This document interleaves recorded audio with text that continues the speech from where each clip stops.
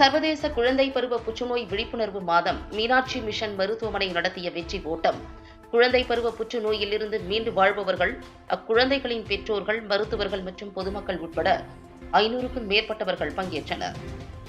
சர்வதேச குழந்தை பருவ புற்றுநோய் விழிப்புணர்வு மாத அனுசரிப்பின் ஒரு பகுதியாக மீனாட்சி மிஷன் மருத்துவமனை மற்றும் ஆராய்ச்சி மையம் மதுரை வெற்றி ஓட்ட மாரத்தான் என்ற நிகழ்வை இன்று சிறப்பாக நடத்தியது. குழந்தை பருவ புற்றுநோய் பாதிப்பிலிருந்து சிகிச்சையினால் வெற்றிகரமாக விடுபட்டு உயிர் வாழும் சிறார்கள் மற்றும் அவர்களது குடும்பத்தினர் உட்பட 500க்கும் மேற்பட்ட நபர்கள் இதில் பங்கேற்றது. புற்றுநோயை வெல்ல முடியும் மற்றும் அதன் கடுமையான பாதிப்பிலிருந்து மீண்டு துடிப்பான வாழ்க்கையை வாழ முடியும் என்ற மன உறுதியையும் நம்பிக்கையையும் வெளிப்படுத்தும் நிகழ்வாக அமைந்தது. ஏல்காட் தகவல் தொழில்நுட்ப பூங்காவில் தொடங்கி மீனாட்சி மிஷன் மருத்துவமனையில் நிறைவடைந்த மாரத்தான் ஓட்டத்தில் எஸ்ஆர் டிரஸ்ட் செயலாளர் மற்றும் அறங்காவலர் காமினி குருசங்கர், மருத்துவமனையின் நிர்வாக அதிகாரி டாக்டர் கண்ணன் மற்றும் குழந்தைகளுக்கான இரத்த புற்றுநோயியல் துறை தலைவர் மற்றும் முதுநிலை நிபுணரான டாக்டர் காசி விஸ்வநாதன் ஆகியோர் இந்நிகழ்வில் முன்னிலை வகித்தனர். மேலும் குழந்தைகளுக்கான புற்றுநோயியல் துறை நிபுணர்களான டாக்டர் அன்னபூரணி, டாக்டர் அனிதா மற்றும் டாக்டர் வெங்கடேஸ்வரன் ஆகியோர் இதில் பங்கேற்று சிறப்பித்தனர். மாரத்தான் ஓட்டத்திற்கு பிறகு நடைபெற்ற நிகழ்வில் புற்றுநோயிலிருந்து மீண்டு வாழும் இளம் சிறார்கள் சிறப்பான நடன கலை நிகழ்ச்சிகள் மற்றும் மாறுவேட போட்டி ஆகியவற்றின் வழியாக தங்களது உள்ளார்ந்த திறன்களை அழகாக வெளிப்படுத்தினர். இளவயது புற்றுநோயிலிருந்து மீண்டு இப்போது வயது வந்த நபர்களுள் சிலர் தங்கள் வாழ்க்கை நிகழ்வுகளிலிருந்து உத்வேகம் அளிக்கும் செய்திகளை பகிர்ந்து கொண்டது இளம் புற்றுநோயாளிகளுக்கு நம்பிக்கையையும் ஊக்கத்தையும் வழங்கியது. மருத்துவமனை பணியாளர்கள் வழங்கிய உணர்வு பூர்வ ஓரங்க நாடகம் இந்த நிகழ்வில் அனைவரது கவனத்தையும் ஈர்த்தது. குழந்தை பருவ புற்றுநோய் என்பது அதிக அளவில் குணப்படுத்தக்கூடியதே என்ற ஆற்றல் மிக்க செய்தியை இந்த ஓரங்க நாடகம் வழங்கியது. புற்றுநோய் பாதிப்பு கண்டறியப்பட்டாலும் தளராத நம்பிக்கையோடு உரிய நேரத்திற்குள் சிகிச்சை பெறுவதன் முக்கியத்துவத்தையும் அதன் மூலம் குணம் பெற முடியும் என்ற வலுவான செய்தியையும் இது அடிக்கோடிட்டு காட்டியது. சிறப்புரையாற்றிய காமினி குருசங்கர், புற்றுநோய் சிகிச்சையின் பயணத்தை வெற்றிகரமாக நிறைவு செய்யும் ஒவ்வொரு குழந்தையும் நாம் அனைவரும் பாராட்டி கொண்டாடப்பட வேண்டிய ஒரு கதாநாயகிதான்.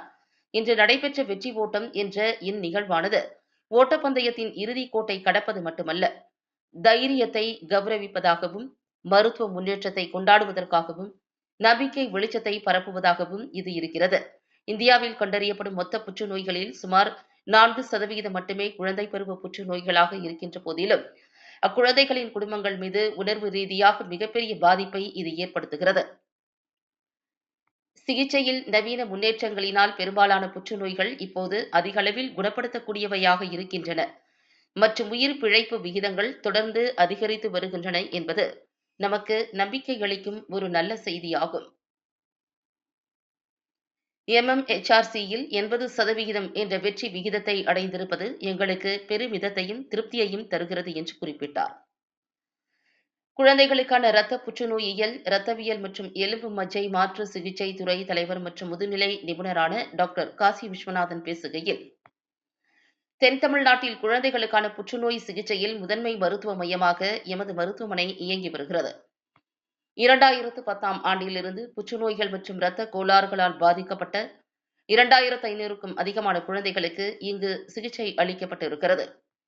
இரத்த புற்றுநோய் இருந்த ஏறக்குறைய 1000 குழந்தைகளுக்கும் மற்றும் திடமான நியூரோபிளாஸ்டோமா, மூளை கட்டிகள், சிறுநீரக கட்டிகள் மற்றும் சாற்றுப்புற்று உட்பட புற்றுக்கட்டிகள் உருவாகியிருந்த சுமார் 700 குழந்தைகளுக்கும் இங்கு தரமான சிகிச்சை வழங்கப்பட்டிருக்கிறது.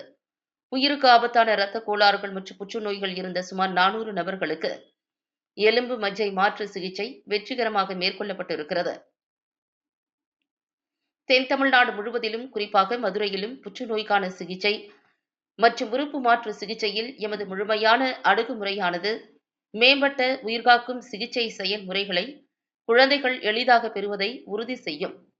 தங்களது வசிப்பிடங்களிலிருந்து வெகு தூர மருத்துவமனைகளுக்கு பயணிக்க வேண்டிய அவசியத்தை அகற்றியிருக்கிறது என்று கூறினார்.